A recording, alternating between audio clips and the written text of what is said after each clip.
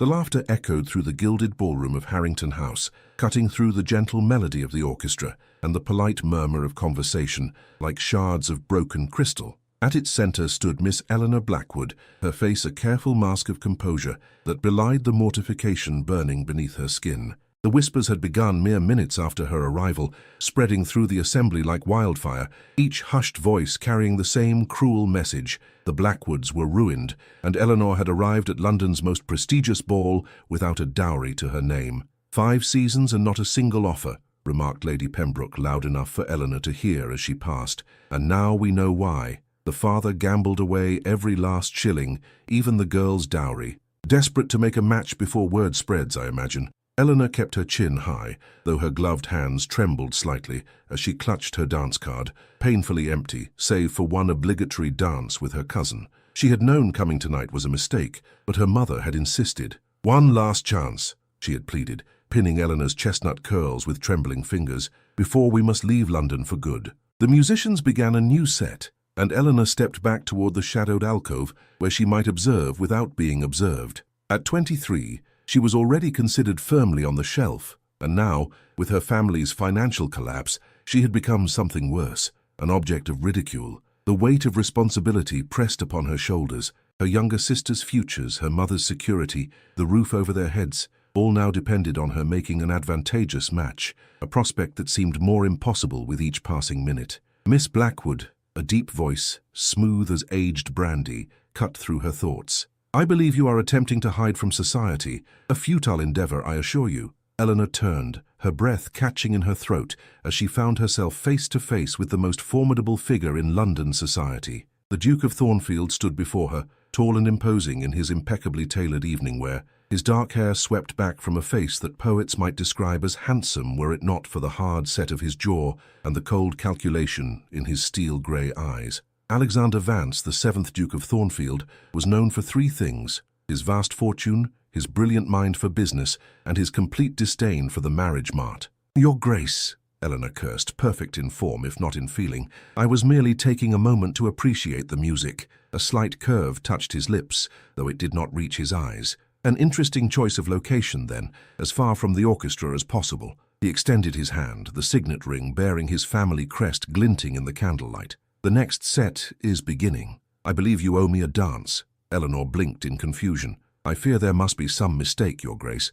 We are not acquainted, and I certainly did not—" "There is no mistake." His tone brooked no argument. "Unless you prefer to remain the subject of gossip for the remainder of the evening?" Understanding dawned. He had heard the whispers, witnessed her humiliation. This was either an act of charity or something worse. Perhaps he meant to lead her further into ridicule. Either possibility made her stomach twist with dread, yet she could not refuse a duke, especially not one whose mere presence had silenced the ballroom, as every eye turned toward them. With a resignation that felt like surrender, Eleanor placed her trembling hand in his. "You are too kind, Your Grace." The moment they stepped onto the dance floor, the whispers intensified. The notorious Duke of Thornfield, who had refused to dance with the season's most eligible debutantes, was now leading the penniless Miss Blackwood into a waltz. His hand at her waist was firm but proper, his posture impeccable, and his expression utterly unreadable as he guided her through the first steps. "You dance well, Miss Blackwood," he observed, his voice pitched low enough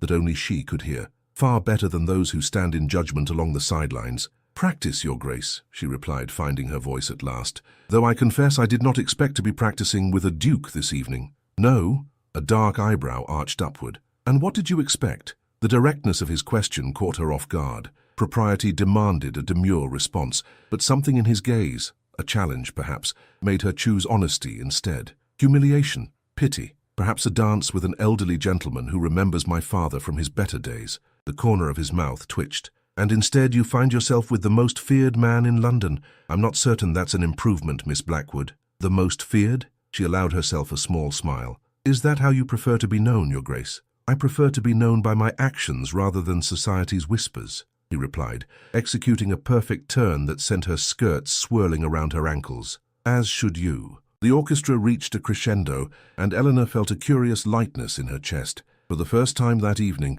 the weight of her circumstances seemed to lift, if only momentarily. "And what action is this, Your Grace? Dancing with the season's greatest disappointment?" His fingers tightened almost imperceptibly at her waist. Perhaps I simply wish to dance with the only person in this room not scheming for my title or my fortune." Before Eleanor could formulate a response, the music ended. The Duke stepped back, bowed with precise formality, then offered his arm to escort her from the floor. As they moved toward the refreshment table, Eleanor became acutely aware that every eye in the ballroom followed their progress, expressions ranging from shock to outright disapproval. "I fear I've made things worse for you," she murmured, conscious of her mother watching from across the room, hope written plainly across her tired face. "On the contrary, Miss Blackwood," the Duke replied, securing 2 glasses of champagne and offering one to her. "You've provided me a respite from the usual parade of eligible young ladies thrust in my direction. Consider it a fair exchange." Eleanor accepted the glass, though she dared not drink from it. Already she had exceeded what propriety allowed, dancing with a man to whom she had not been properly introduced, engaging in conversation that bordered on familiar. "Nevertheless, I thank you for your kindness, Your Grace. It will not be forgotten." Something flickered in his eyes, irritation, perhaps. "Do not mistake calculation for kindness, Miss Blackwood. I do nothing without purpose." A chill ran down her spine at his words. "And what purpose does this serve?" she dared to ask. Before he could answer, they were interrupted by the arrival of Lady Harrington herself, the evening's hostess, accompanied by Eleanor's mother, whose eyes shone with an emotion that looked dangerously like hope. "Your Grace," Lady Harrington simpered, "I see you've become acquainted with Miss Blackwood. How delightful." Mrs. Blackwood was just lamenting that her daughter has been somewhat overlooked this evening. The Duke's expression hardened, his jaw tightening visibly. "Then society is blind as well as foolish," he stated flatly. "Miss Blackwood has been the only conversation partner worth having all season." A stunned silence followed his declaration. Eleanor felt heat rush to her cheeks, while her mother clutched her handkerchief so tightly her knuckles whitened. Lady Harrington appeared momentarily speechless, her mouth opening and closing without producing a sound. Thornfield turned to Eleanor's mother with a slight bow. "Mrs. Blackwood, I wonder if I might call upon your daughter tomorrow. There is a matter I wish to discuss further." "Of course, Your Grace," Mrs. Blackwood managed, her voice barely above a whisper. "We would be honored.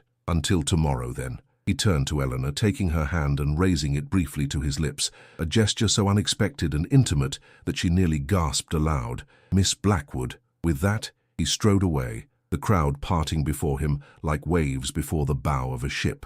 Eleanor remained frozen in place, the phantom pressure of his lips still warm against her gloved hand, as whispers erupted around her once more, but now they carried a different tone, one of speculation rather than derision. "Eleanor," her mother whispered urgently, gripping her arm. "What did you say to him? What happened?" "I don't know," Eleanor replied honestly, watching the Duke's retreating figure with a mixture of confusion and trepidation. "Truly, I don't know." The Blackwood residence on Portman Square, once a jewel of London society, now bore the subtle signs of genteel poverty that Eleanor had become adept at disguising. Furniture slightly worn at the edges, fewer candles lit than would be fashionable, spaces on the walls where paintings had once hung before being quietly sold. The morning room, where Eleanor sat rigid with anxiety, had been hastily prepared for their illustrious visitor, every surface polished to a high shine with borrowed servants, and the last of their good tea laid out in the family's remaining silver service. "He will not come," Eleanor said for the 3rd time that morning,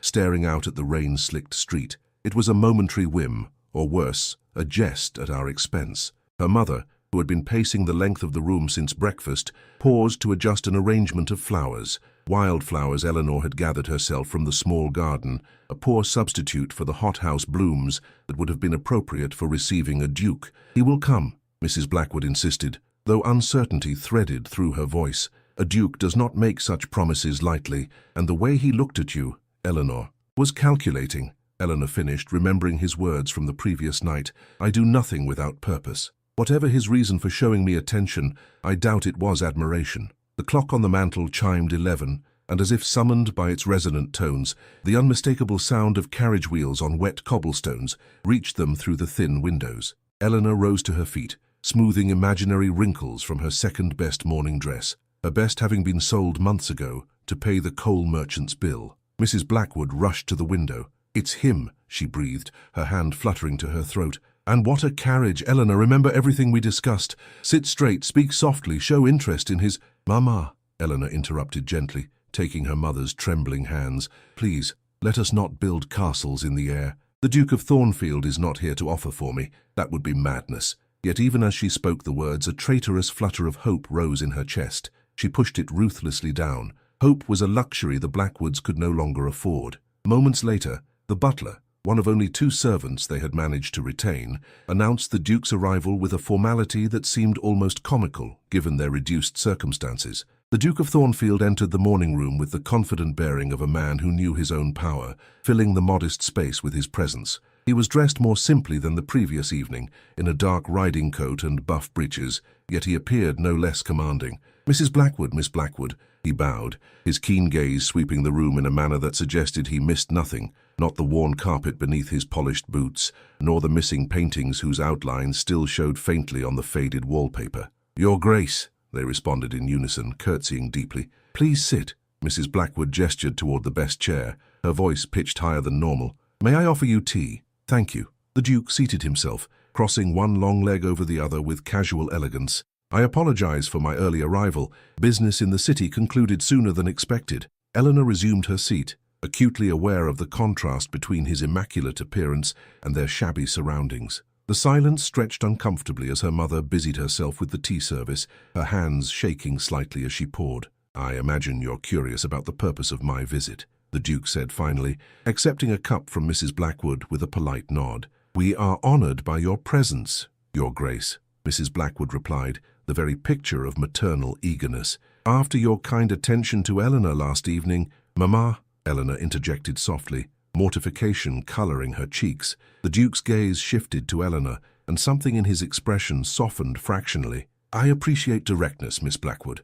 It's a quality I find refreshing, particularly in London society." "Then allow me to be direct, Your Grace," Eleanor said, ignoring her mother's look of alarm. "What purpose does this visit serve? As you must be aware, we are not in a position to entertain dukes." "Eleanor," Mrs. Blackwood gasped. A smile, genuine this time, curved the Duke's lips. "As I said, refreshing." He set his untouched tea aside and leaned forward slightly. "I am here to make you an offer, Miss Blackwood. Not of the kind your mother is clearly hoping for," he added with a glance at Mrs. Blackwood's crestfallen expression, "but one that may nevertheless be of interest." Eleanor's heart, which had inexplicably quickened at the word offer, now steadied. "What kind of offer?" "A position," he replied, "as companion to my sister, Lady Sophia. She is 17 and in need of proper guidance before her debut next season. Her previous companion proved unsuitable." Eleanor blinked, the proposal so unexpected that for a moment she could find no words. A companion,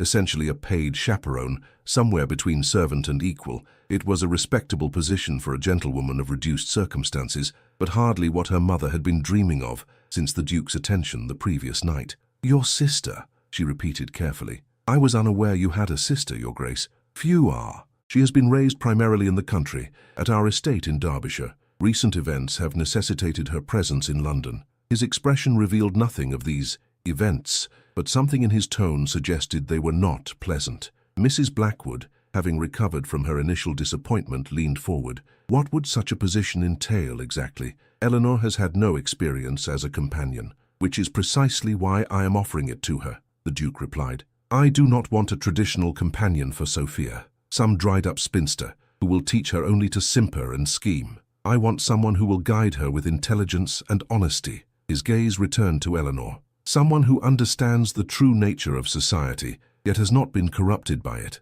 Eleanor felt a curious mix of emotions, insult at being considered for a position that acknowledged her fall from society, yet also a strange sort of compliment in his assessment of her character. "And the compensation?" she asked, practical concerns overriding all else. £100 per annum with room and board at Thornfield House," he stated, "plus an additional £50 per annum to be sent directly to your mother for the maintenance of this household." Eleanor inhaled sharply. It was a generous sum, far more than the usual compensation for such a position, and enough to keep her mother from the poorhouse for the foreseeable future. But there was more at stake than financial security. "And my reputation?" she asked quietly. "To live in the household of an unmarried gentleman, even as companion to his sister." The Duke's expression darkened. "Your reputation will be beyond reproach. My aunt, Lady Weatherby, resides at Thornfield House as well. All propriety will be observed." His tone suggested offence at the implication. "Moreover, Miss Blackwood, what remains of your reputation to protect?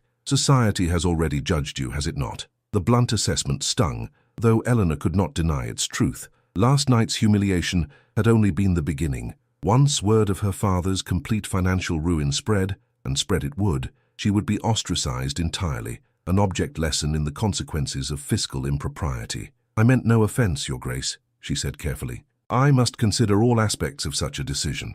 "Of course." He rose to his feet, signaling the end of the interview. "I require your answer by tomorrow. If you accept, you will begin immediately. If you decline—" He left the sentence unfinished, but the implication was clear. There would be no second chances. Mrs. Blackwood scrambled to her feet. "Eleanor will consider your generous offer most carefully, Your Grace.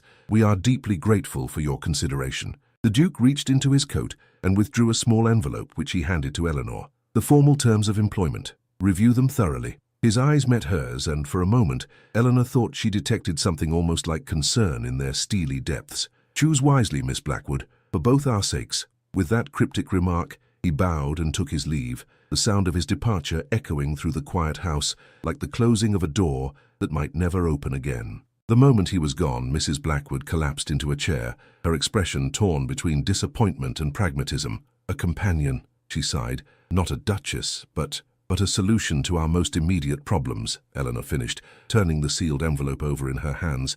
£150 a year, Mama. We cannot refuse such an offer." "No." Her mother's shoulders sagged with resignation. "We cannot." "But oh, Eleanor, when I saw him look at you last night, I thought perhaps—" Eleanor crossed the room to kneel beside her mother's chair, taking her weathered hands in her own. "It was never a possibility," she said gently. "Dukes do not marry penniless girls, no matter how refreshingly direct they may be." But as she spoke, she couldn't help but wonder about the true nature of the Duke's interest. His offer was extraordinarily generous, his selection of her peculiar. There were dozens of well-bred young women of reduced circumstances who would be better qualified for such a position. Why her? "I do nothing without purpose," he had said. What purpose did she serve? Thornfield House loomed against the grey London sky, a palatial residence that occupied nearly half a block of Grosvenor Square. Its imposing facade of Portland stone, with columns flanking the entrance and windows tall enough to flood the interior with light, even on London's gloomiest days,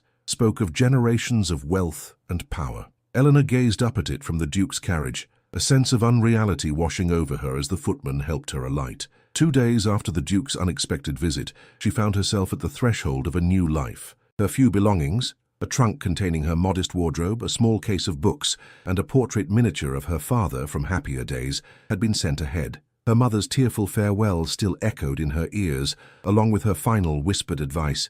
"Remember who you are, Eleanor. You may be employed as a companion, but you are a Blackwood." Cold comfort, Eleanor thought, as the massive front doors swung open to admit her. The Blackwood name had lost its luster along with its fortune. "Miss Blackwood," a stately butler greeted her with a bow. "His Grace informed us of your arrival. I am Simmons. If you would follow me, Lady Weatherby awaits you in the blue drawing-room." Eleanor followed the butler through a marble-floored entrance hall adorned with classical statuary and ancestral portraits, feeling increasingly out of place in her plain travelling dress. The opulence of Thornfield House made her previous home, once considered quite fashionable, seem like a country cottage in comparison. Gilt-framed mirrors reflected her small figure as she passed, multiplying her insignificance in this grand setting. The blue drawing-room proved to be a light-filled chamber, decorated in shades of azure and cream, with French windows opening onto a private garden. Seated on a delicate sofa was an elderly woman whose rigid posture and piercing gaze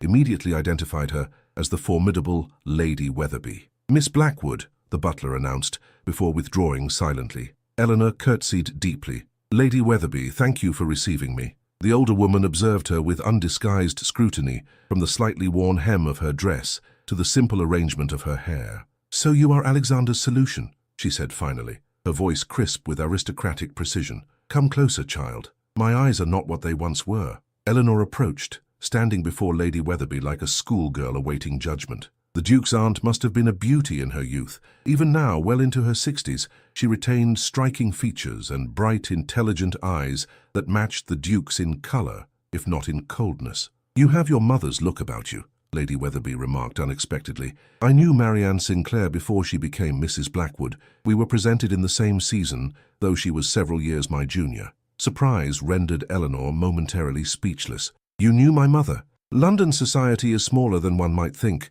particularly among certain circles." Lady Weatherby gestured to a chair opposite her. "Sit, Miss Blackwood." We have much to discuss before you meet Sophia. Eleanor obeyed, perching on the edge of the seat. I confess, Lady Weatherby, I'm somewhat unclear about my precise duties. His Grace provided only the broadest outline. A flicker of amusement crossed the older woman's face. That is quite like my nephew. Alexander tends to delegate details once the larger strategy is determined. She leaned back, studying Eleanor with a gaze that seemed to penetrate beyond surface appearances. Let me be frank, Miss Blackwood. My niece Sophia is in a delicate situation. Since her mother's death 5 years ago, she has been raised primarily by governesses at Thornfield Hall in Derbyshire. Alexander, occupied with estate matters and his business interests, visited when possible, but was not a constant presence in her life. Lady Weatherby paused, seeming to choose her next words carefully. 3 months ago, an incident occurred which necessitated bringing Sophia to London under closer supervision. She had formed an attachment to a gentleman whose intentions were less than honourable. The situation was resolved before any lasting damage could be done to her reputation, but it left Sophia rebellious and resentful. Her previous companion was dismissed for failing to prevent the entanglement. Eleanor's heart sank. A rebellious, lovesick girl of 17 would hardly welcome another chaperone, particularly one only 6 years her senior, with no authority beyond that granted by an absent brother. I see. And His Grace believes I might succeed where others have failed? Alexander has his reasons, Lady Weatherby replied cryptically, though I confess I questioned his judgment when he informed me of his choice.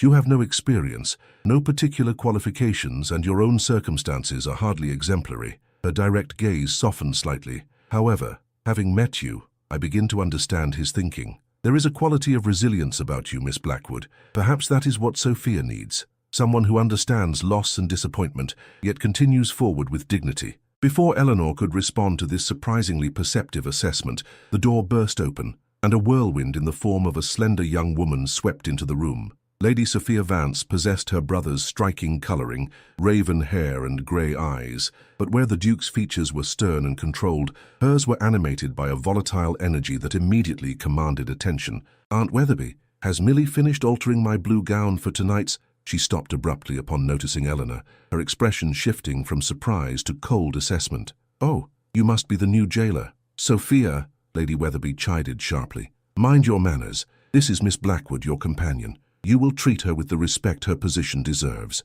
The girl's chin tilted upward in defiance. My companion? She laughed, a brittle sound devoid of humour. My spy, you mean? Another of Alexander's sentinels to ensure I don't disgrace the precious Thornfield name. Eleanor rose to her feet, meeting Sophia's challenging gaze directly. Lady Sophia, I am neither your jailer nor your spy. I am here at your brother's request to assist you in preparing for your debut next season. Nothing more, nothing less. Sophia's eyes narrowed, taking in Eleanor's plain appearance with obvious skepticism. And what would you know of debuts and society? Look at you, you're hardly the pinnacle of fashion or breeding. The barb struck close to home, but Eleanor refused to show it. Instead, she smiled slightly. You're quite right. I am not fashionable, nor am I particularly accomplished in the arts of social manipulation. Perhaps that is precisely why your brother selected me. I will not teach you to be false. Surprise flickered across Sophia's face, quickly masked by renewed hostility.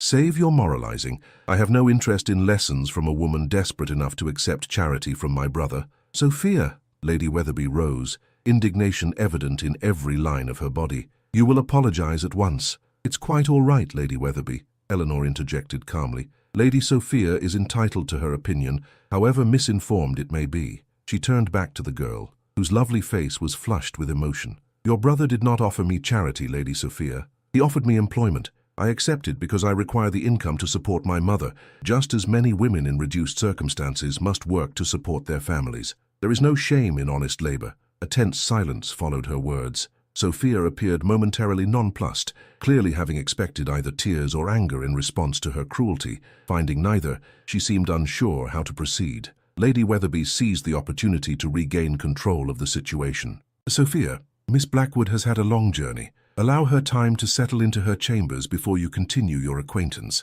Perhaps at dinner you might begin again on a more civil footing. For a moment, it seemed Sophia might rebel further, but then she shrugged with elaborate disinterest. As you wish, Aunt. I have preparations to make for tonight in any case. She turned to leave, then paused at the door. I hope you don't unpack too thoroughly, Miss Blackwood. Your predecessors rarely lasted more than a fortnight. With that parting shot she was gone, leaving a charged silence in her wake. Lady Weatherby sighed deeply. "I must apologize for my niece's behavior. Grief and disappointment have hardened her heart, I fear." "There is no need for apology," Eleanor replied quietly. "Lady Sophia is testing her boundaries, as young people often do. I would have been more concerned had she welcomed me with open arms." A spark of approval lit Lady Weatherby's eyes. "You are more perceptive than I expected, Miss Blackwood. Perhaps Alexander's instincts were sound after all." She rang a small silver bell. "Mrs. Wilson, our housekeeper, will show you to your rooms. Rest, refresh yourself, and join us for dinner at 7. We dine informally when there are no guests." As if conjured by the bell, Mrs. Wilson appeared, a motherly woman with a kind face and efficient manner who led Eleanor from the drawing-room. As they climbed the grand staircase, Eleanor found her thoughts returning to the Duke. Where was he? Would he be present at dinner? The prospect filled her with inexplicable nervousness. "His Grace is currently at his club," Mrs. Wilson remarked, as if reading her thoughts. "He often dines out when in London, though he keeps rooms here, of course." Relief and disappointment warred within Eleanor at this information. She would have time to settle into her new position before facing him again, which was surely for the best. Yet a small, traitorous part of her had hoped to see him, to gauge whether his demeanor toward her would change now that she was his employee rather than a potential social conquest. Mrs. Wilson showed her to a suite of rooms on the 3rd floor, a bedchamber with an adjoining sitting room, both decorated in soft shades of green and gold. The furnishings were of excellent quality, though not ostentatious, the bed invitingly comfortable, and the windows offering a view of the square below. "Lady Sophia's rooms are just down the corridor," Mrs. Wilson explained, directing a maid to unpack Eleanor's trunk. "His Grace thought it best you be housed nearby, but with sufficient privacy for your comfort." Eleanor turned slowly, taking in what would now be her home. It was larger and far more luxurious than her bedroom at Portman Square, yet there was no disguising the fact that these were the rooms of a dependent, comfortable but impersonal, lacking the touches of family history that adorned the principal chambers of the house. "It's lovely," she said sincerely. "Please convey my thanks to His Grace for his consideration." Mrs. Wilson's kindly face softened further. "I shall, Miss Blackwood. And may I say, we're all relieved His Grace has found someone suitable for Lady Sophia. The girl needs a steady hand and a kind heart. She's had little enough of either since her mother passed." Left alone at last, Eleanor sank onto the edge of the bed, overwhelmed by the swift transition from near destitution to residence in one of London's grandest houses. The enormity of her task loomed before her, winning the trust of a rebellious girl who clearly resented her presence, navigating the complex dynamics of the Thornfield household, and maintaining a professional relationship with the Duke himself, whose motives remained opaque. As she gazed out at the fashionable square below, where carriages rolled past bearing the cream of society to afternoon calls and shopping expeditions, Eleanor felt the weight of her new position settle upon her shoulders. She was now neither quite servant nor quite equal, existing in that precarious middle ground that offered neither the camaraderie of below stairs nor the privileges of the family circle. For her mother's security and her own survival, she would make this work. She had to. There were no other options left. The first week at Thornfield House passed in a blur of adjustment and cautious negotiation. Sophia, true to her initial display, proved to be a mercurial charge, by turns sullenly obedient and openly defiant. She submitted to Eleanor's companionship during morning calls and afternoon rides in the park,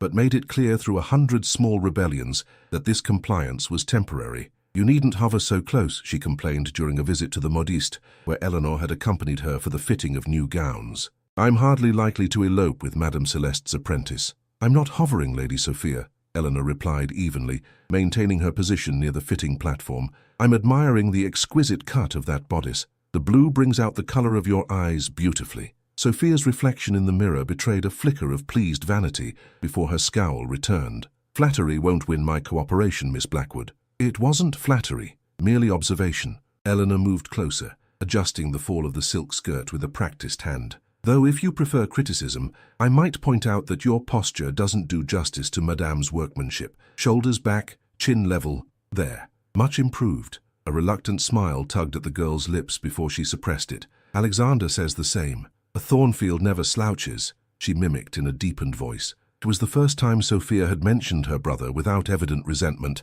and Eleanor seized the opening. "His Grace seems to set high standards." "Impossible standards," Sophia corrected, turning to examine her profile in the mirror. Nothing is ever quite good enough for the Duke of Thornfield, particularly his wayward sister. There was something raw beneath the practiced petulance that tugged at Eleanor's heart. "I rather think," she said carefully, "that His Grace wants only what's best for you." Sophia's eyes met hers in the mirror, a flash of vulnerability visible for an instant before her defenses rose again. "What's best for the Thornfield name, you mean? Alexander's primary concern has always been preserving the family legacy, not my happiness." Before Eleanor could respond, the shop bell chimed, announcing the arrival of another customer. Through the fitting room's partially open door, Eleanor glimpsed a tall figure in hussars' regimentals, a captain by his insignia, handsome in a golden lion-like way that drew appreciative glances from the shop assistants. Sophia's reaction was immediate and alarming. She paled visibly, her fingers clutching the silk of her gown so tightly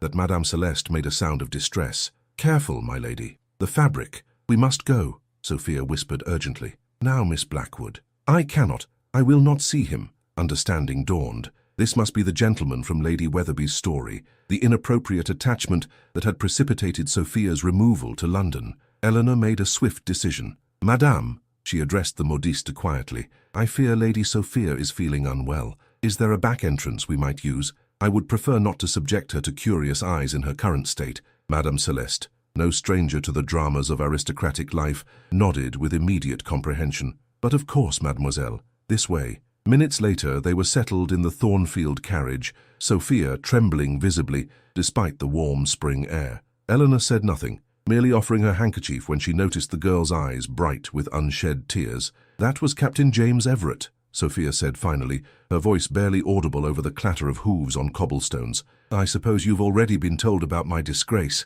"I've been told very little," Eleanor replied honestly. "Only that there was a gentleman whose intentions your brother found unsuitable." A bitter laugh escaped Sophia's lips. "Unsuitable." "Yes, that would be Alexander's assessment. James is merely a captain with no fortune but his commission, the third son of a baronet with modest estates, hardly a match for the sister of the Duke of Thornfield." "You care for him still," Eleanor observed gently. Sophia turned her face toward the window, but not before Eleanor glimpsed the sheen of tears in her eyes. "It matters little what I feel. Alexander has forbidden any contact. James has been warned that pursuing me further would end his military career." Her voice hardened. "My brother's influence extends to the highest levels of the War Office, you see." Eleanor considered this new information carefully. The picture forming in her mind was of a protective brother, perhaps overreaching in his guardianship. Yet she could not dismiss the possibility that the Duke had legitimate concerns about the captain's character beyond his lack of fortune. "Was there a formal understanding between you and Captain Everett?"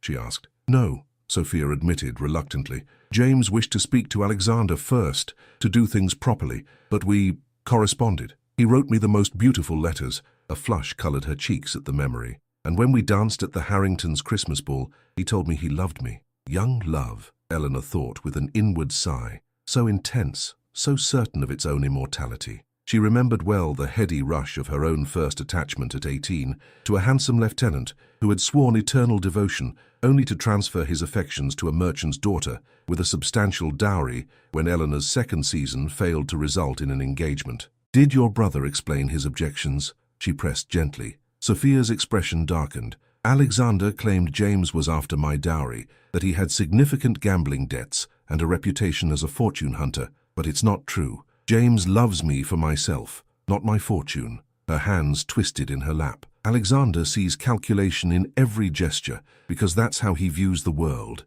He cannot understand true feeling." There was such conviction in her voice that Eleanor found herself wanting to believe in the purity of Captain Everett's intentions, yet experience had taught her that hearts could be easily manipulated when significant fortunes were involved. The Duke's assessment might well be accurate. "Perhaps," she suggested carefully, "with time, Captain Everett might prove his worth to your brother. If his feelings are genuine, surely he would be willing to wait until you come of age." "I'll be of age in less than a year," Sophia replied, a dangerous glint entering her eye. "Then not even Alexander can dictate my choice." The implication was clear. Sophia intended to wait only until she gained legal control of her own affairs before reuniting with her captain, with or without her brother's blessing. Eleanor felt a twist of alarm. This was precisely the sort of intention she had been employed to discourage. "Lady Sophia," she began, choosing her words with care, "a year provides ample time for reflection. Hearts change, circumstances change. What seems immutable today may appear quite different tomorrow." The girl fixed her with a penetrating stare. "Did you love someone once, Miss Blackwood? Is that why you speak of changing hearts?" The question caught Eleanor off guard. "I thought I did," she answered honestly. "I was mistaken. And now you have resigned yourself to spinsterhood and dependence," Sophia observed with the casual cruelty of youth. "I would rather die than live such a half-life." The words stung, but Eleanor maintained her composure. "There are worse fates than independence, Lady Sophia. Binding oneself to the wrong person out of passion or defiance can lead to a lifetime of regret." "How would you know?" Sophia challenged. "You've never been in love. Real love, the kind that consumes your every thought." Eleanor met her gaze steadily. "No," she agreed softly, "perhaps I haven't." As the carriage turned into Grosvenor Square, Sophia's expression softened unexpectedly. "I'm sorry, Miss Blackwood. That was unkind of me. She shook her head in frustration. "You are not what I expected. You don't lecture or scold like the others did. It makes it difficult to properly resent you." A surprised laugh escaped Eleanor's lips. "I shall try to be more odious in the future, to make your resentment easier to maintain." For the first time since their acquaintance began, Sophia smiled, a genuine smile that transformed her face and revealed the sweet-natured girl who might exist beneath the layers of defiance. "I would appreciate that greatly." As they alighted from the carriage at Thornfield House, Eleanor felt a small spark of hope. Perhaps she was making progress after all. That hope was swiftly challenged upon entering the house to find Simmons waiting with a message. His Grace had returned unexpectedly and requested Miss Blackwood's presence in his study immediately. "Now?" Eleanor asked, conscious of her wind-blown appearance after the hasty departure from the modiste. "At your earliest convenience, miss," Simmons replied with the perfect neutrality of a well-trained servant, though his Grace did emphasize immediately. Sophia rolled her eyes. "Alexander's immediately translates to drop everything and run, Miss Blackwood. You'd best hurry before he sends a search party." She started toward the stairs, then paused. "Will you tell him about seeing James?" The question hung in the air between them, heavy with implications. Eleanor understood in that moment that her answer would determine the course of her relationship with Sophia more surely than any other action she might take. "I will answer any direct questions truthfully," she replied carefully, "but I see no need to volunteer information about a chance encounter that clearly caused you distress." Relief washed over Sophia's face. "Thank you," she whispered, before disappearing up the grand staircase. Eleanor smoothed her hair as best she could and followed Simmons to the Duke's study, a handsome book-lined room at the back of the house overlooking a small private garden. The Duke stood at the window, his back to the door, one hand resting on the sill as he gazed outward. He turned as she entered, and Eleanor was struck anew by the commanding presence he possessed, even in repose. "Miss Blackwood." He gestured for her to be seated in a leather chair before his desk. "Thank you for coming so promptly, Your Grace." She curtsied before taking the offered seat, conscious of the formality that now defined their relationship. "I hope your business in the city concluded satisfactorily." He studied her for a moment, his expression unreadable. "Adequately. But my business here concerns you and my sister. How do you find Sophia after your first week as her companion?" The directness of the question was characteristic of the man, Eleanor was learning. Lady Sophia is intelligent, spirited, and understandably resistant to supervision, she replied honestly. "But I believe we are making progress toward a more amicable understanding." A flicker of surprise crossed his features. "Indeed, my aunt reports that you accompanied Sophia on all her scheduled engagements without incident, which is more than her previous companions managed. What is your strategy, Miss Blackwood?" Eleanor hesitated, uncertain whether to reveal her approach. "I have no formal strategy, Your Grace. I merely treat Lady Sophia as I would wish to be treated myself, with respect for her feelings, while maintaining appropriate boundaries." The Duke leaned back in his chair, his fingers steepled before him. "A simple approach, yet effective, it seems. Tell me, what is your assessment of my sister's state of mind regarding Captain Everett?" The direct question caught Eleanor off guard. She had not expected him to raise the subject so bluntly, and now found herself in the uncomfortable position she had hoped to avoid, balancing her loyalty to Sophia against her duty to her employer. "Lady Sophia has mentioned Captain Everett," she answered carefully. "She believes her feelings for him are genuine and lasting. And do you agree with her assessment?" The Duke's piercing gaze seemed to penetrate her careful neutrality. Eleanor met his eyes steadily. "I am not qualified to judge the depth or authenticity of Lady Sophia's attachment after such a short acquaintance. However, I believe that dismissing her feelings outright may only strengthen her conviction." A frown creased his brow. "You suggest I should allow this infatuation to run its course?" "Not necessarily. Eleanor chose her words with care, but perhaps acknowledging the reality of her feelings while guiding her toward a broader perspective might prove more effective than outright prohibition. The Duke rose from his chair and moved to the fireplace, his back to her once more. For a long moment he said nothing, and Eleanor feared she had overstepped. When he finally spoke, his voice had lost some of its sharpness. Captain Everett has significant gambling debts and a history of pursuing wealthy young women. Before Sophia, he courted Lady Margaret Halsey, whose father refused him. Before Lady Margaret, it was Miss Clara Winthrop, whose brother discovered his outstanding vowels at White's and ended the acquaintance. He turned to face Eleanor again, his expression grim. I do not oppose the match out of pride or concern for the Thornfield name, Miss Blackwood. I oppose it because James Everett would bring my sister nothing but unhappiness. The quiet certainty in his voice convinced Eleanor of his sincerity. This was not the arbitrary tyranny of an overbearing brother, but the genuine concern of a guardian who had investigated thoroughly before intervening. I understand, she said softly, and I will do my utmost to guide Lady Sophia toward the same understanding. Without revealing that I have shared this information with you, the Duke added. Sophia must reach her own conclusions about Everett's character. If she believes I have influenced you against him, she will dismiss your counsel as readily as she dismisses mine. Eleanor nodded. Of course, Your Grace. He studied her for a moment longer, then seemed to come to a decision. There will be a small dinner party here tomorrow evening. Several families with daughters Sophia's age and a few suitable young gentlemen. Nothing elaborate, merely an opportunity for her to form new acquaintances under appropriate supervision. A wise approach, Eleanor agreed. You will attend as well, he continued. Not as Sophia's companion, but as our guest. Eleanor blinked in surprise. Your guest? But surely that would be inappropriate given my position in the household. On the contrary, a ghost of a smile touched his lips. To the world beyond these walls, you are the daughter of Mr. Harold Blackwood, once a respected figure in London society, and Miss Marianne Sinclair, who made her debut in the same season as my aunt. Your reduced circumstances are unfortunate, but not scandalous. There is no reason you should not be received as a guest in this house on occasion. The unexpected consideration behind this arrangement left Eleanor momentarily speechless. The Duke was offering her a reprieve, however brief, from the liminal status of companion, neither servant nor equal, that she had resigned herself to occupy. Thank you, she said finally. That is most generous. It is practical, he corrected, though something in his expression suggested he was not displeased by her gratitude. Sophia will be more likely to engage with the company if you are present as a familiar face, rather than hovering in the background as her chaperone.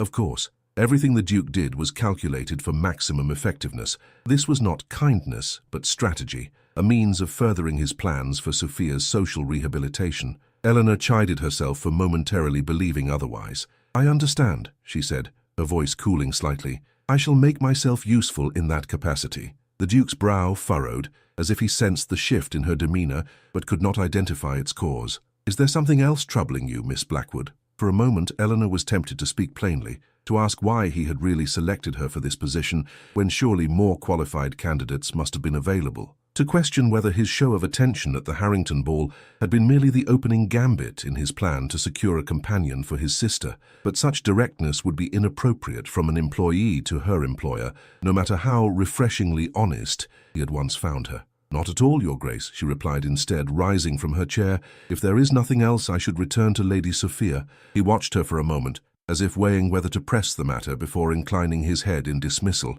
Very well. I have instructed Mrs. Wilson to assist you in selecting an appropriate gown for tomorrow evening.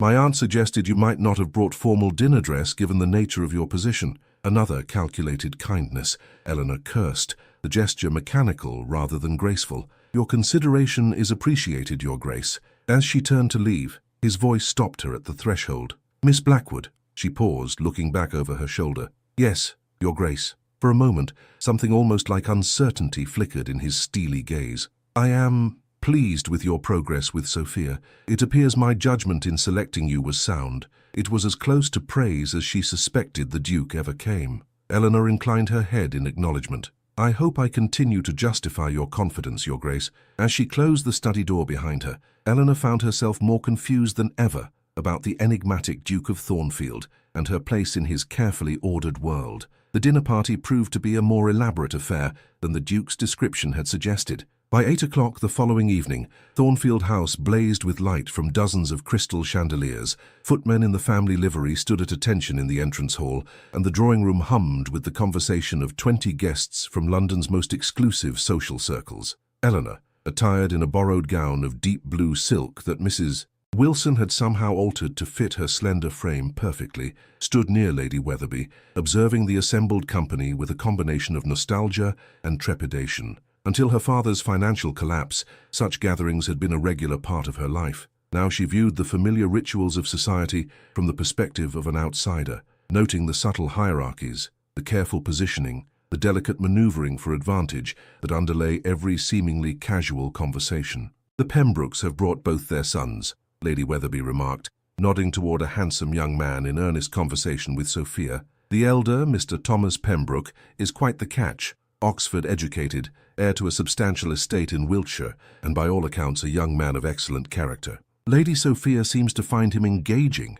Eleanor observed, pleased to see her charge smiling genuinely for once, her earlier sullenness at being paraded like prize cattle, as she had put it, apparently forgotten. "Alexander chose the guest list with great care," Lady Weatherby said with approval. "Every family present has a connection to ours stretching back generations. There will be no fortune hunters or adventurers at Thornfield House." The subtle reference to Captain Everett was not lost on Eleanor. "His Grace is thorough in his preparations." "In all things," Lady Weatherby agreed, her shrewd gaze shifting to where the Duke stood conversing with Lord Pembroke. "Alexander leaves nothing to chance." Including me, Eleanor thought, watching as the Duke expertly guided the conversation toward topics that showcased Sophia's intelligence and accomplishments. Every aspect of this evening had been orchestrated to present his sister in the most favorable light, to begin the process of integrating her into society under his careful supervision, and to introduce her to young men whose credentials had been thoroughly vetted. "Miss Blackwood," the smooth voice of their host interrupted her observations. The Duke stood before her, accompanied by a dignified gentleman of middle years. "May I present Lord Harrington? He expressed particular interest in making your acquaintance." Eleanor curtsied, surprised by the introduction. Lord Harrington was one of London's most influential peers, his approval a valuable social currency. "My lord, it is an honor." "Miss Blackwood," Lord Harrington bowed over her hand. "I knew your father well. We served on several committees together at White's. A man of impeccable taste and judgment." "You are kind to remember him so favorably," Eleanor replied, touched by the unexpected connection to her father, whose name was now more often mentioned with censure than praise. "Not kind, merely accurate," Lord Harrington corrected with a smile. "Harold Blackwood's advice regarding Madeira was particularly valuable. I still have several bottles he recommended that have aged magnificently." As Lord Harrington continued reminiscing about her father, Eleanor became aware of the Duke watching her with an intensity that sent warmth spreading across her cheeks. Was this another of his calculations? Had he deliberately engineered this conversation to put her at ease, to elevate her standing among the company? The thought was simultaneously unsettling and oddly touching. She could not fathom why he would trouble himself with her comfort when his focus should rightfully be on Sophia, yet the evidence suggested he had done exactly that. When dinner was announced, Eleanor found herself seated between Mr. Thomas Pembroke and Lord Harrington, a position of honor that did not escape her notice. As the sumptuous meal progressed through multiple courses, served on the Thornfield silver, she participated in the conversation with growing confidence, finding herself unexpectedly enjoying the return to social discourse after months of isolation. Across the table, Sophia bloomed under the attentions of her dinner companions, revealing a quick wit and charm that Eleanor had glimpsed only fleetingly during their previous interactions.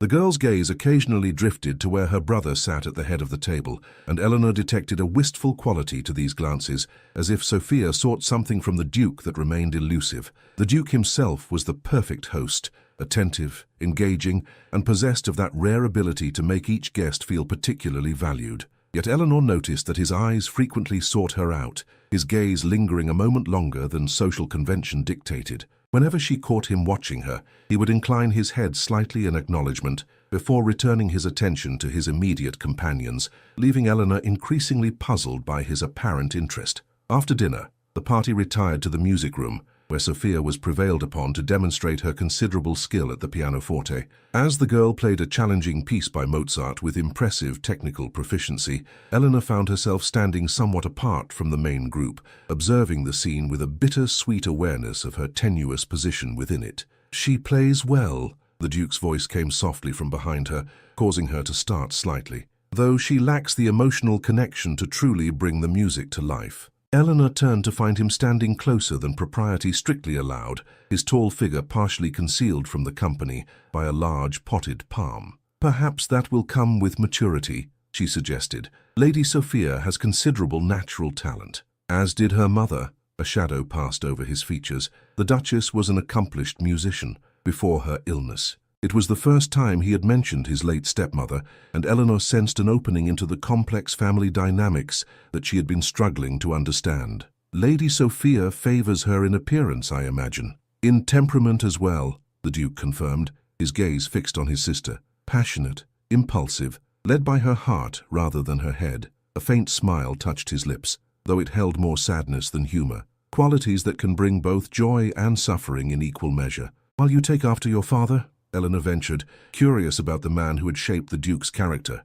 His expression hardened almost imperceptibly. "So I've been told, though I would hope I've learned from his mistakes." Before Eleanor could inquire further, they were interrupted by the arrival of Mr. Thomas Pembroke, who requested the honor of playing a duet with Sophia. As the young man took his place beside her on the piano bench, Eleanor observed the Duke watching them with evident approval. "Mr. Pembroke appears to be making a favorable impression," she remarked. "Indeed." The Duke's tone was satisfied. "His family's estate borders Thornfield Hall in Derbyshire. They have been neighbors and allies for generations. A connection between our families would be advantageous." The calculating assessment reminded Eleanor forcefully of the Duke's pragmatic nature. Of course, he would already be considering potential matches for his sister, evaluating them based on land, lineage, and political connections rather than affection. "And does Lady Sophia's happiness factor into these calculations?" she asked, unable to completely mask her disapproval. The Duke turned to her,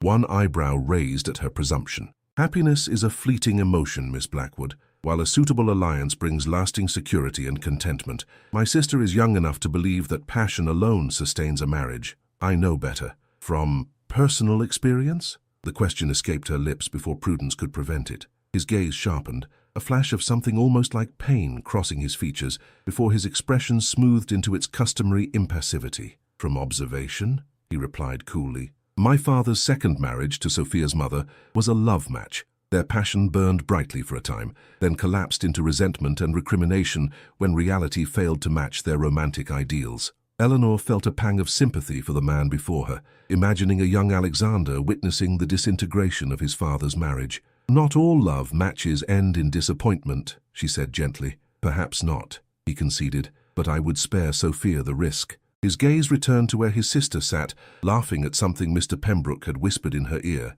"She deserves better than our father's legacy of broken promises and bitter regrets." The raw honesty in his voice touched Eleanor deeply. For the first time, she glimpsed the man beneath the Duke's carefully maintained facade, a man shaped by childhood wounds, determined to protect his sister from similar pain, even at the cost of her momentary happiness. "Your concern for her welfare does you credit, Your Grace," she said softly. He turned back to her, studying her face with an intensity that made her pulse quicken. "Yet you still question my methods." "I question whether preventing one potentially unsuitable match justifies arranging another without regard for Lady Sophia's feelings," Eleanor clarified. "Even the most advantageous alliance may become a prison if entered without affection." "You speak as one who values emotion over practicality, Miss Blackwood." There was curiosity rather than censure in his tone. "Has such an approach served you well?" The gentle barb found its mark. Eleanor's own romantic notions had led her to believe in the lieutenant's professions of devotion,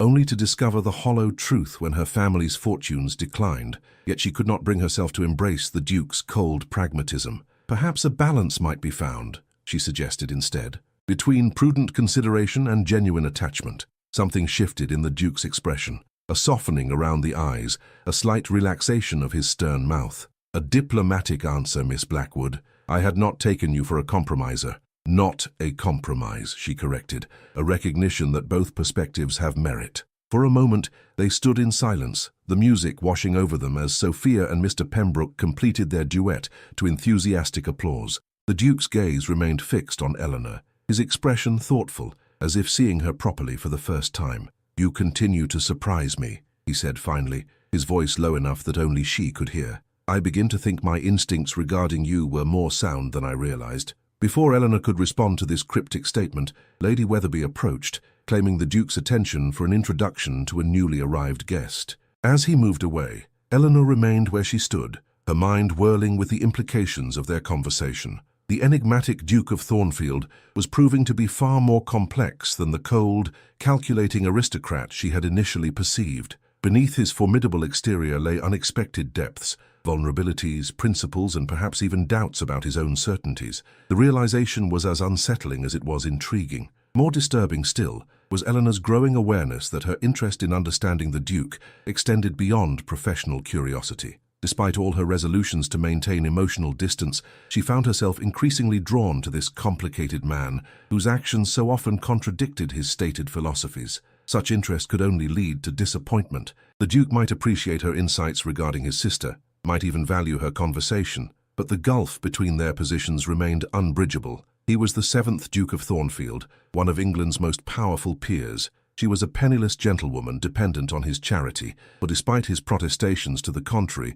her position in his household was indeed a form of charity, however elegantly disguised. As the evening progressed, Eleanor threw herself into her role as social buffer for Sophia, deliberately avoiding further private conversation with the Duke. Yet she remained acutely conscious of his presence, of his occasional glances in her direction, and of the strange tension that seemed to vibrate between them whenever they occupied the same space. By the time the last guest departed shortly before midnight, Eleanor was exhausted, her composure maintained only through rigorous self-control. As she bid good night to Lady Weatherby and prepared to escort a yawning Sophia upstairs, the Duke's voice once again arrested her progress. "Miss Blackwood, a moment of your time, if you would." Sophia rolled her eyes expressively. "Cannot it wait until morning, Alexander? Miss Blackwood has endured quite enough for one evening." The Duke regarded his sister with a mixture of affection and exasperation. "It will take but a moment. You may proceed to your chambers, Sophia. I'm certain you and Miss Blackwood can spare one another's company briefly."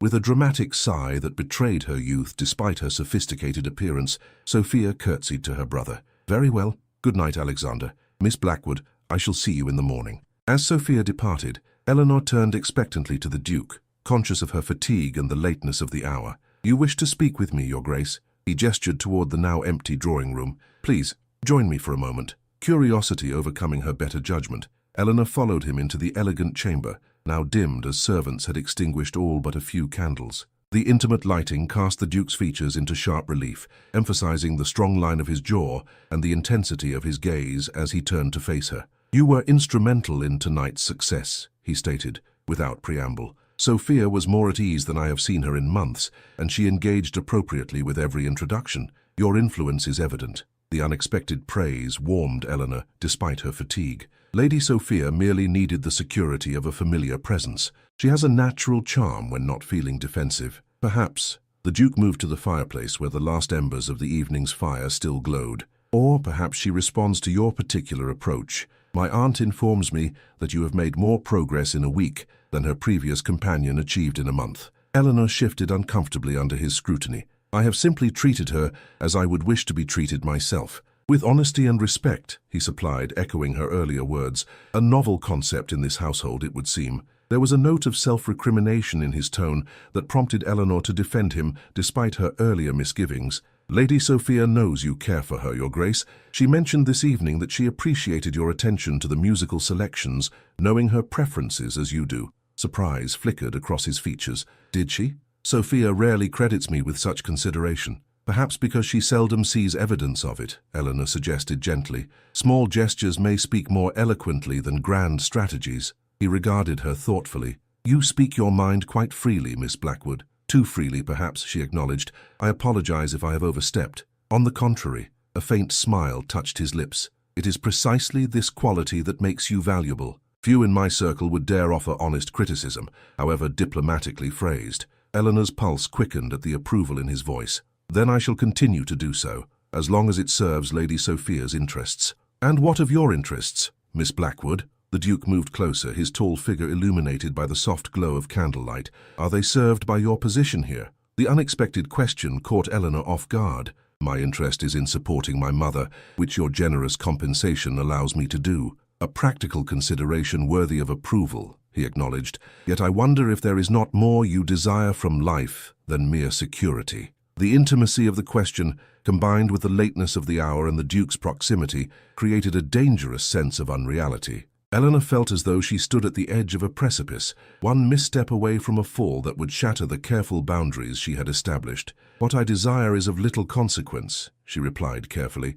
"I have learned to find contentment in what is possible rather than yearning for what is not." The Duke studied her face, his expression unreadable. "A philosophy born of disappointment, I think." "Of necessity," she corrected. "Few of us are granted the luxury of choice that birth and fortune have afforded you, Your Grace." He flinched slightly at her words, as if she had struck a nerve. "You believe my choice is unrestricted?" "An interesting assumption, Miss Blackwood, and one that reveals how little you understand the constraints of my position." Eleanor felt a flush of embarrassment at her presumption. "Forgive me, I spoke without proper consideration." "No." He shook his head, the movement almost brusque. "It is a natural conclusion given the obvious disparities in our circumstances, yet rank brings obligations as surely as poverty brings limitations. Different in nature, perhaps, but no less binding." There was such genuine conviction in his voice that Eleanor found herself reconsidering her assumptions about the Duke's freedom. What obligations weighed upon him, invisible to those who saw only his wealth and status? "I had not considered it from that perspective," she admitted. "Thank you for enlightening me." He regarded her for a long moment, something almost like disappointment flickering in his eyes. "It grows late," he said finally, his tone once again formal. "I have detained you long enough. Rest well, Miss Blackwood. Sophia has riding lessons scheduled for tomorrow morning, I believe." "Yes, Your Grace." Eleanor curtsied, sensing that whatever moment of connection they had shared was now broken. "Good night." As she ascended the grand staircase toward her chambers, Eleanor found herself troubled by their exchange. The Duke of Thornfield remained an enigma, at times cold and calculating, at others unexpectedly vulnerable. His interest in her opinions seemed genuine, yet always served some larger purpose she could not fully discern. Most disturbing of all was her own response to him, this inconvenient awareness that had taken root despite all her rational objections. She had come to Thornfield House to secure her mother's future and perhaps salvage something of her own dignity in the process. Developing an attachment to her employer would undermine both objectives. Yet as she prepared for bed in her comfortable but impersonal chambers, Eleanor could not banish the image of the Duke standing in the firelight, momentarily stripped of his armor of rank and privilege, revealing glimpses of the man beneath the title. A man who, against all reason and propriety, had begun to occupy far too prominent a place in her thoughts. "Foolish girl," she chided herself as she extinguished her bedside candle. "Remember your place." But as sleep claimed her, Eleanor's dreams betrayed her resolution, filled with echoes of the Duke's voice and the unsettling warmth of his gaze. The weeks following the dinner party brought a marked improvement in Sophia's demeanor. The girl's open defiance gave way to a more nuanced cooperation, punctuated by occasional bouts of melancholy that Eleanor attributed to her ongoing attachment to Captain Everett. These episodes grew less frequent, however, as Sophia's social calendar filled with acceptable engagements, music halls, afternoon rides in the park, and small gatherings with the young ladies she had met at Thornfield House. Mr. Thomas Pembroke called with increasing regularity, his interest in Sophia evident in his attentive manner and thoughtful conversation. To Eleanor's relief, Sophia responded with genuine warmth to his overtures, though whether from emerging affection or simply the pleasure of male attention remained unclear. The Duke, occupied with parliamentary business and estate matters, was frequently absent from the household, appearing primarily at formal dinners when guests were present. On these occasions, he maintained a polite but distant courtesy toward Eleanor, giving no indication that their late-night conversation had altered his perception of her role in any way. Eleanor told herself this was for the best. The less she saw of the Duke, the easier it would be to maintain the professional detachment her position required. Yet she could not deny the disappointment that shadowed her each time he departed for his club or his country estate without seeking her counsel regarding Sophia's progress. By the third week of May, London society was in full swing, and Sophia had been granted permission to attend her first semi-public ball at the Pembrokes townhouse, a significant concession that reflected the Duke's growing confidence in her judgment and Eleanor's supervision. "What do you think?" Sophia twirled before the mirror in Eleanor's bedchamber, where they had retreated to make final adjustments to her appearance. Her gown of pale green silk, adorned with delicate silver embroidery, complemented her dark coloring perfectly, while her hair had been arranged in an elegant style that softened her features and emphasized her youth. "You look beautiful." Eleanor replied honestly, adjusting the placement of a small diamond clip, a gift from the Duke for the occasion, in Sophia's dark curls. Mr. Pembroke will be quite speechless. A becoming blush coloured Sophia's cheeks. Do you think so? Thomas is always so composed. I sometimes wonder if anything could discompose him. The familiar use of Mr. Pembroke's Christian name did not escape Eleanor's notice. His composure is one of his most attractive qualities, she observed carefully. A man who maintains his dignity under all circumstances is a rare and valuable companion. Like Alexander, you mean, Sophia said with unexpected insight. Always in control, never revealing what he truly feels. Your brother has significant responsibilities, Eleanor reminded her gently. Perhaps his reserve is a necessary shield. Sophia turned from the mirror to face her, a thoughtful expression replacing her earlier excitement. You defend him quite readily, Miss Blackwood. One might almost think you held him in some esteem. The observation struck uncomfortably close to the truth. Eleanor busied herself with arranging Sophia's shawl to hide her momentary confusion. I respect His Grace's dedication to your welfare. He clearly wants only what is best for you.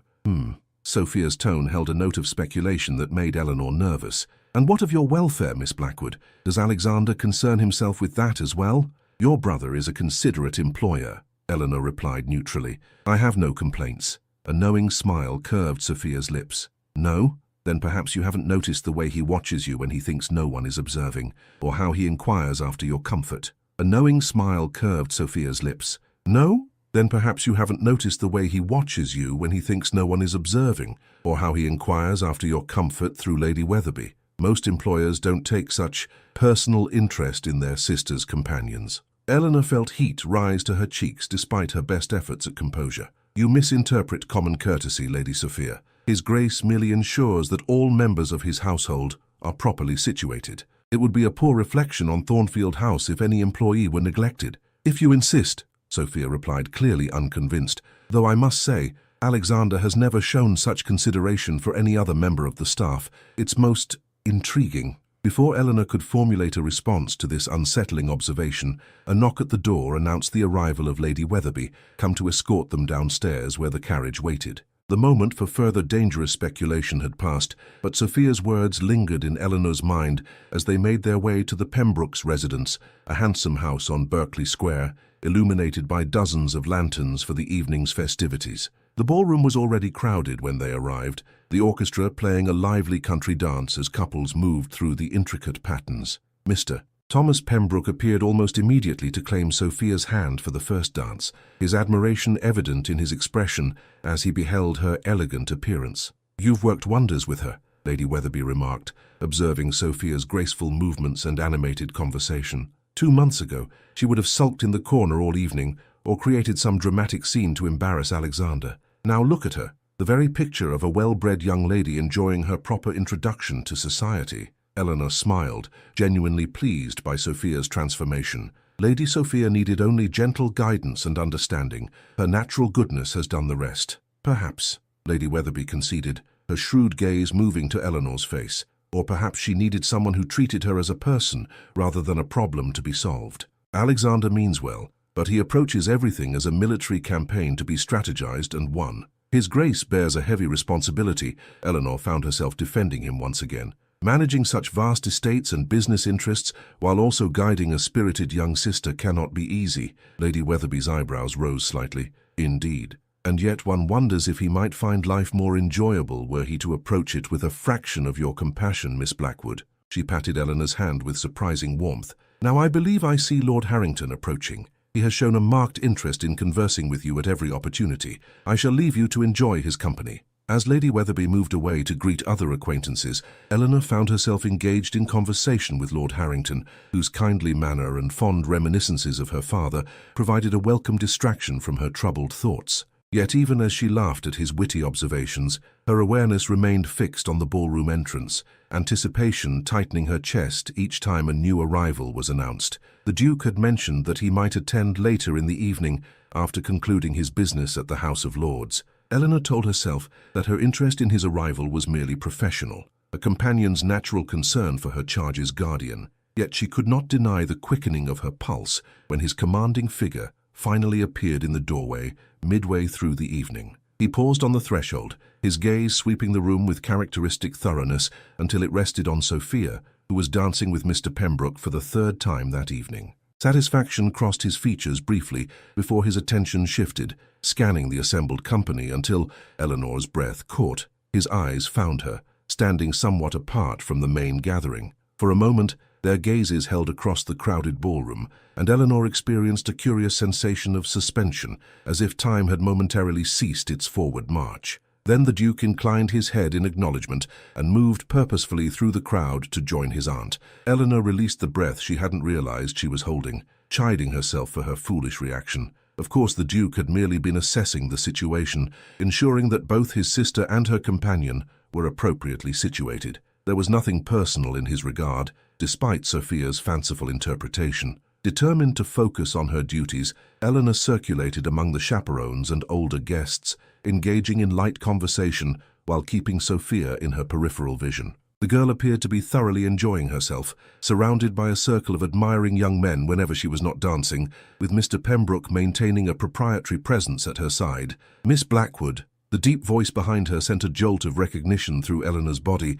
before she could compose herself. She turned to find the Duke standing closer than propriety dictated, his expression unreadable as always. "Your Grace," she curtsied, annoyed at the breathlessness she could not quite banish from her voice. "I trust your business at Parliament concluded satisfactorily, as well as can be expected when dealing with men whose self-interest outweighs their concern for the nation," he replied with a touch of weariness. His gaze moved to where Sophia laughed at something Mr. Pembroke had whispered in her ear. "My sister appears to be enjoying herself." "Very much so," Eleanor confirmed. "Mr. Pembroke has been most attentive, and several other young gentlemen have sought introductions. Lady Sophia has conducted herself with perfect decorum throughout." The Duke's expression softened, almost imperceptibly. "Due in no small part to your influence, I suspect. My aunt speaks highly of the changes in Sophia's demeanor since you joined our household." The praise, delivered in his customary measured tones, warmed Eleanor more than it should have. Lady Sophia merely needed someone to listen rather than command. She has a good heart beneath her defiance, a quality you recognized when others did not, the Duke observed, his gaze returning to Eleanor's face with an intensity that made her uncomfortable, including myself. The admission of fallibility from such a proud man startled Eleanor. "You were concerned for her welfare. Perhaps your methods were somewhat authoritarian, but your motives were pure." A slight smile touched his lips. "You are remarkably generous in your assessment, Miss Blackwood, given your initial impression of me as a tyrannical older brother." "I never said,"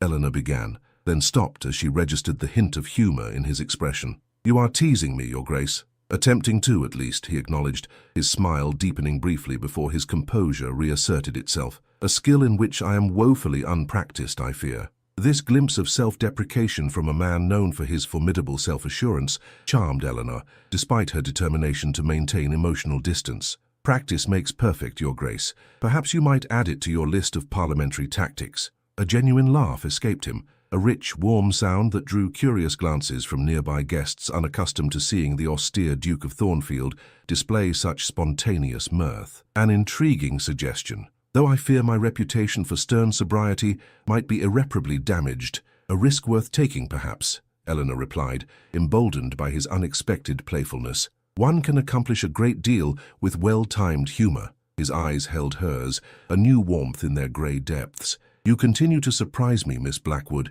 Just when I believe I have taken your measure, you reveal another facet of your character." The intimate nature of his observation sent a flutter of alarm through Eleanor's chest. This was dangerous territory, a personal exchange beyond the bounds of their professional relationship. She needed to retreat to safer ground before her foolish heart betrayed her further. "I should check on Lady Sophia," she said, glancing toward the refreshment room where her charge had disappeared with Mr. Pembroke. "She has been dancing enthusiastically and may need a reminder to rest." The Duke's expression closed, his brief moment of openness vanishing as swiftly as it had appeared. "Of course, your dedication to your duties is commendable." The formality in his tone cut more deeply than it should have. Eleanor curtsied, maintaining a poised smile despite the hollow feeling in her chest. "By your leave, Your Grace." He nodded dismissal, already turning away to greet an approaching dignitary. Eleanor moved through the crowd toward the refreshment room, silently berating herself for the pang of disappointment that followed her retreat. What had she expected? that the Duke of Thornfield would continue a light-hearted conversation with his sister's companion in full view of London's elite. The very idea was absurd. She found Sophia seated decorously beside Mr. Pembroke, enjoying a glass of lemonade while they conversed in low tones. The young man rose immediately upon noticing Eleanor's approach, his manners impeccable as always. "Miss Blackwood," he bowed, "I was just telling Lady Sophia about my father's plan to host a small house party at our country estate next month. We hope very much that the Duke will allow her to attend, properly chaperoned, of course." Eleanor smiled at his transparent eagerness. "That sounds delightful, Mr. Pembroke. I'm certain His Grace will give the invitation proper consideration." Sophia's eyes sparkled with excitement. "Thomas's estate is but 5 miles from Thornfield Hall, Miss Blackwood. If Alexander agrees to the house party, perhaps we might extend our stay and spend some time at our own country seat. I haven't been home in nearly a year." The wistfulness in her voice tugged at Eleanor's heart. Despite all the luxury of Thornfield House, Sophia clearly missed the place where she had spent most of her childhood. "That would be lovely, Lady Sophia. Perhaps you might mention it to your brother this evening." "Mention what to me?" The Duke's voice behind her made Eleanor start. He had approached silently, his tall figure casting a shadow over their small group. Sophia straightened, her expression a mixture of hope and apprehension. "Alexander, Mr. Pembroke was just telling us about a house party his family is planning next month at their estate near Thornfield Hall. I thought perhaps, that is, I hoped, that I might permit you to attend," the Duke finished for her, his expression thoughtful rather than dismissive, "and subsequently spend some time at Thornfield Hall itself, I imagine." Sophia nodded eagerly. "It has been so long since I've been home, Alexander, and I've been very good these past weeks, haven't I, Miss Blackwood?" All eyes turned to Eleanor, who found herself in the unexpected position of advocate. "Lady Sophia has indeed conducted herself with perfect propriety," she confirmed. "She has given no cause for concern in any of our social engagements."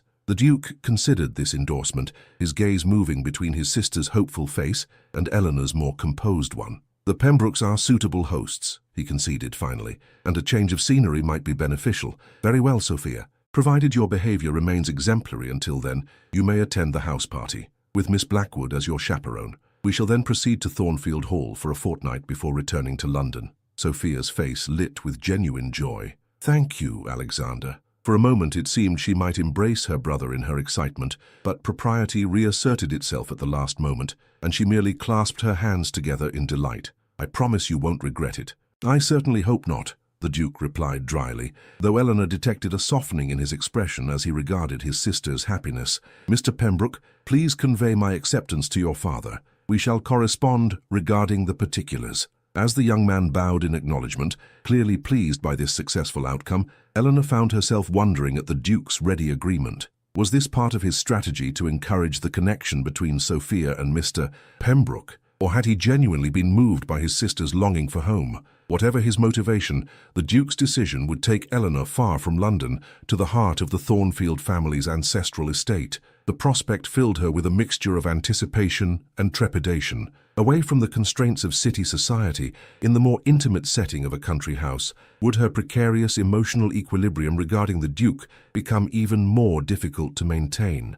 The answer, she feared, was decidedly affirmative. The journey to Derbyshire unfolded in stages over 2 days, with an overnight stay at a comfortable posting inn where the Duke had reserved the best chambers. Eleanor, who had travelled little since her family's financial collapse, found herself both exhausted and exhilarated by the changing landscapes that passed beyond the carriage windows, London's crowded streets giving way to neat villages and rolling farmland, which in turn yielded to the more dramatic scenery of the Peak District, with its limestone cliffs and sweeping vistas. Sophia, initially subdued by the early departure, grew increasingly animated as they approached familiar territory, pointing out landmarks and sharing childhood memories with an openness that revealed how much she had missed her home. The Duke, travelling separately on horseback with his valet following in a smaller carriage, joined them at each stopping point, his normally stern countenance relaxing incrementally as they drew closer to Thornfield Hall. "There!" Sophia exclaimed late on the afternoon of the second day,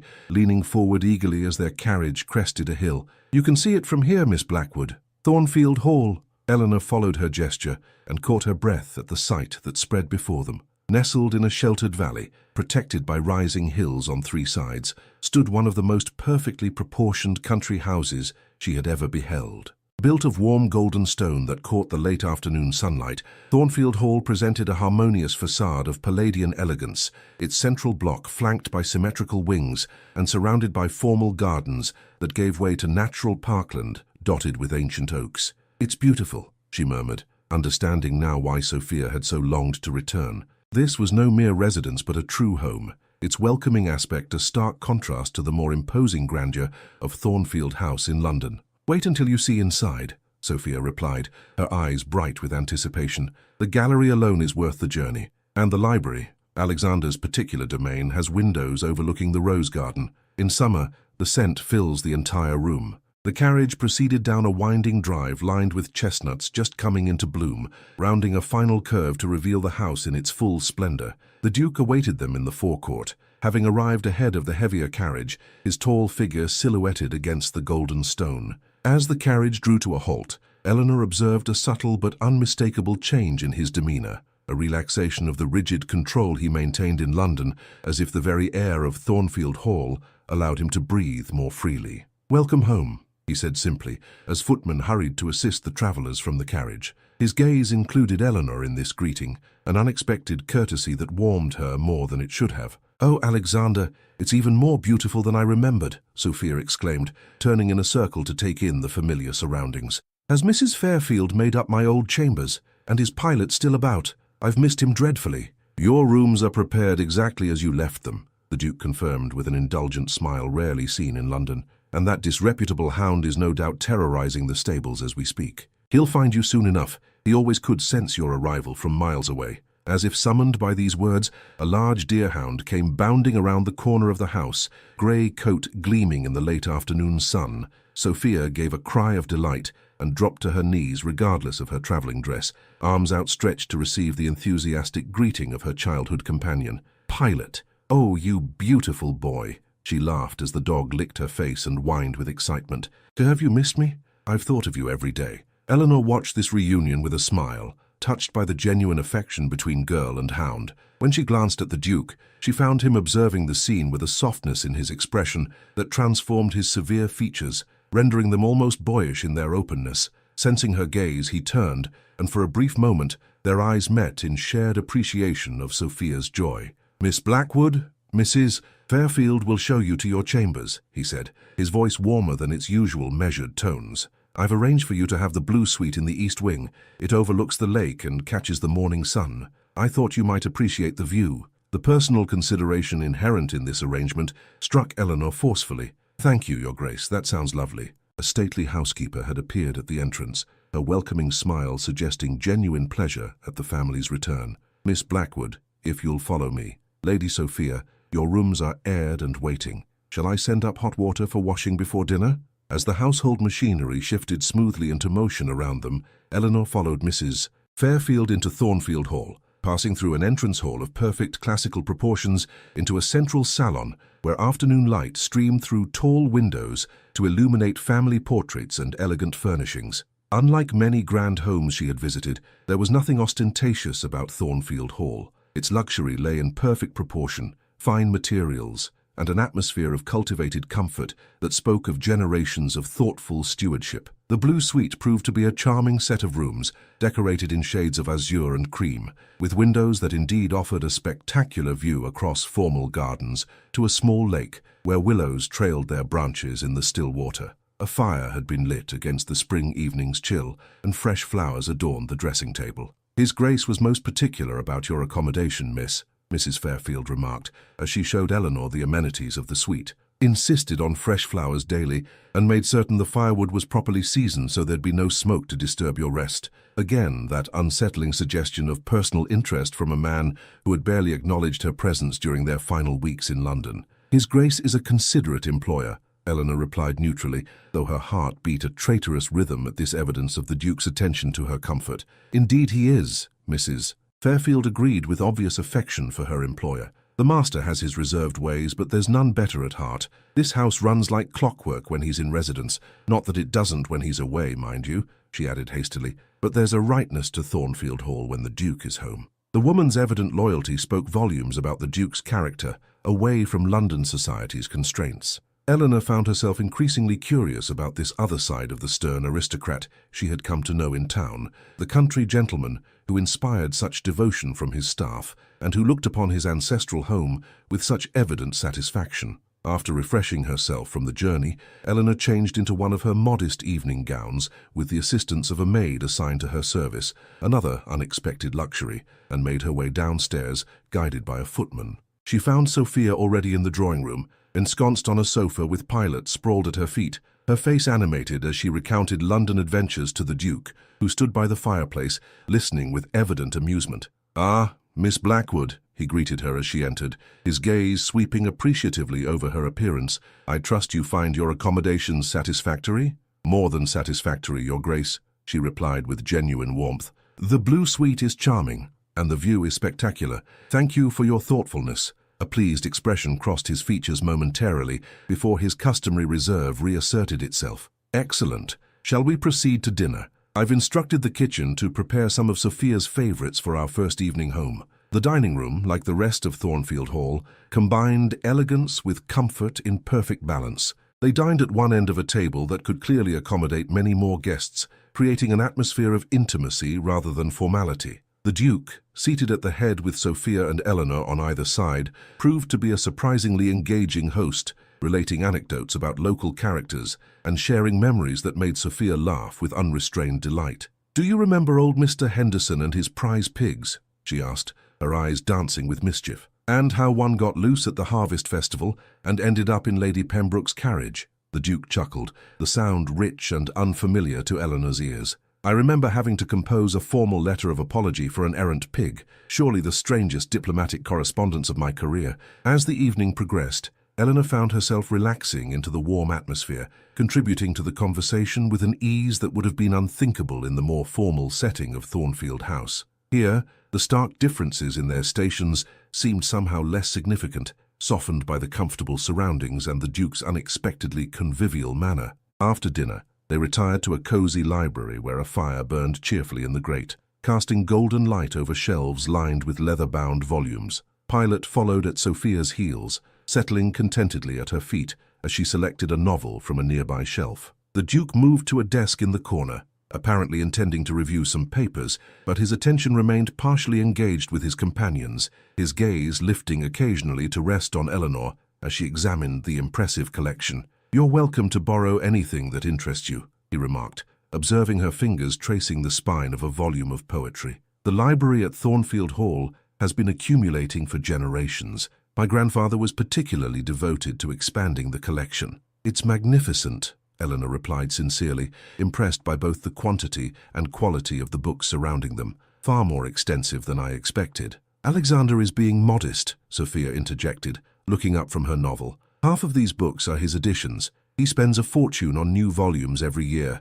everything from agricultural treatises to Greek poetry. It's his one extravagance." The Duke appeared slightly discomfited by this revelation of personal passion. "Hardly my only extravagance, Sophia. The new breeding horses would suggest otherwise. But the horses serve a practical purpose," his sister countered with sisterly precision. "The books are purely for pleasure." Eleanor smiled at this glimpse into the Duke's private enthusiasms. "There are worse vices than a love of literature, Your Grace." "My thoughts exactly, Miss Blackwood," he agreed, his expression warming as their eyes met across the room, "though my steward might disagree when the quarterly accounts from the booksellers arrive." This comfortable domesticity continued as the evening deepened, with Sophia eventually bidding them good night after extracting a promise from Eleanor to accompany her riding in the morning.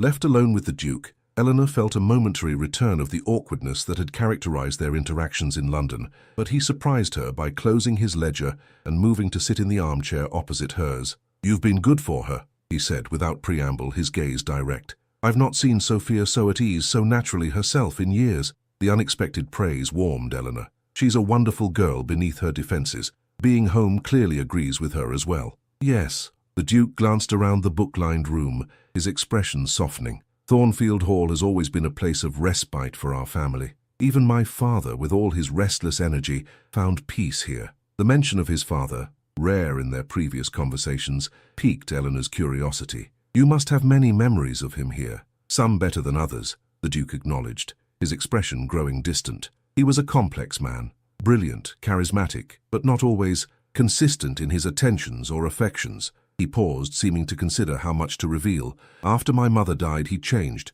became more volatile, more prone to dramatic gestures and impulsive decisions. His marriage to Sophia's mother was one such impulse, charming but ultimately disastrous for all concerned. Eleanor sensed the pain beneath his measured recounting. That must have been difficult for you as a child. I was fortunate to have my grandfather still living here, the Duke replied. He provided the stability my father could not, taught me about the responsibilities of our position, the importance of sound judgment and careful stewardship. A faint smile touched his lips. Lessons I perhaps learned too well if Sophia's complaints about my excessive caution are to be believed. There are worse faults than caution when one is responsible for others' welfare, Eleanor observed gently. His gaze returned to her face, searching. You defend me quite regularly, Miss Blackwood, despite having ample reason to find my methods high-handed. The directness of his observation caught her off guard. Perhaps because I've come to understand your motives better, she replied carefully. Your concern for Lady Sophia is genuine, whatever disagreements you may have regarding its expression.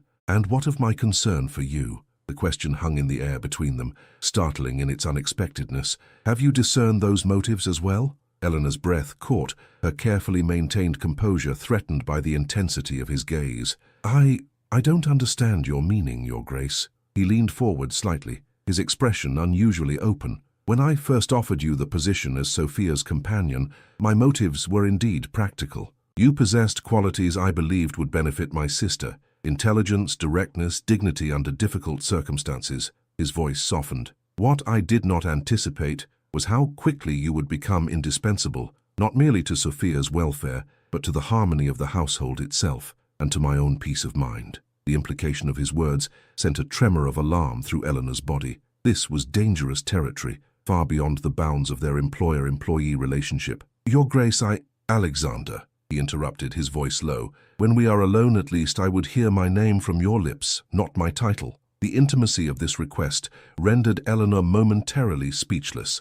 Everything about this conversation violated the careful boundaries she had established for her own protection. The Duke, Alexander, was venturing into territory that could only lead to complication and, ultimately, heartbreak. Yet she could not deny the answering response within her own heart, the traitorous hope that had taken root, despite all her rational objections. I don't think that would be wise, she managed finally, her voice barely above a whisper. Our positions are what society has decreed them to be, he replied with unexpected vehemence. But here in this moment, can we not set aside those artificial distinctions? Can we not speak honestly as equals? The plea in his voice, so at odds with his customary authority, touched Eleanor deeply, yet caution prevailed. Even if we could, for this moment, morning would come and with it reality. I am still your employee, still dependent on your goodwill for my livelihood and my mother's security. That fundamental inequality cannot be wished away, however much we might desire it. A shadow crossed his features at her words.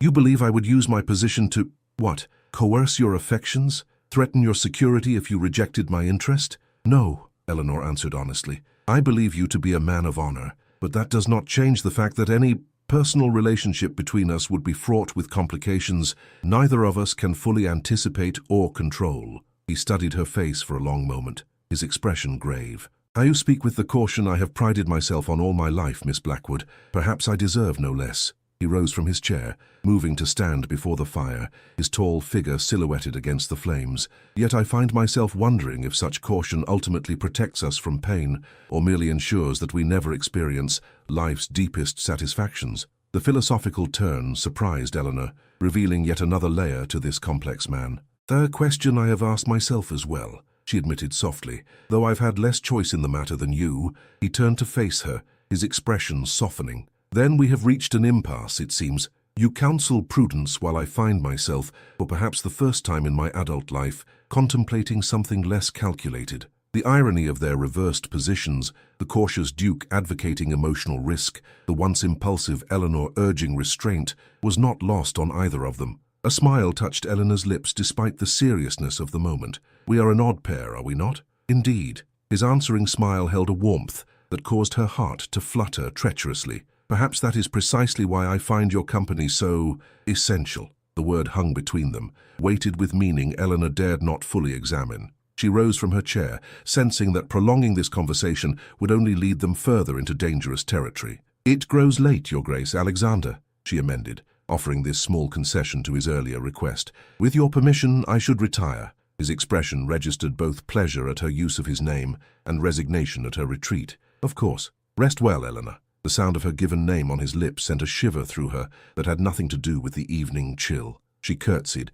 maintaining the formality of gesture, even as their words had transcended it. "Good night, Alexander." As she made her way back to the Blue Suite, Eleanor's mind whirled with the implications of their exchange. The Duke of Thornfield, Alexander, had all but declared a personal interest in her, one that extended far beyond professional respect. And she, God help her, had responded with a mixture of caution and unmistakable reciprocation that could only complicate their already complex relationship. Tomorrow would bring the brightness of morning, and with it, the return of conventional boundaries and social realities. But for tonight, alone in the elegant chamber he had personally selected for her comfort, Eleanor allowed herself to acknowledge the truth she had been fighting for weeks. She was falling in love with the most unsuitable man imaginable, her employer, a duke, a man separated from her by every social convention and practical consideration. Sleep proved elusive that night, her dreams when they came filled with the sound of his voice speaking her name with an intimacy that both thrilled and terrified her.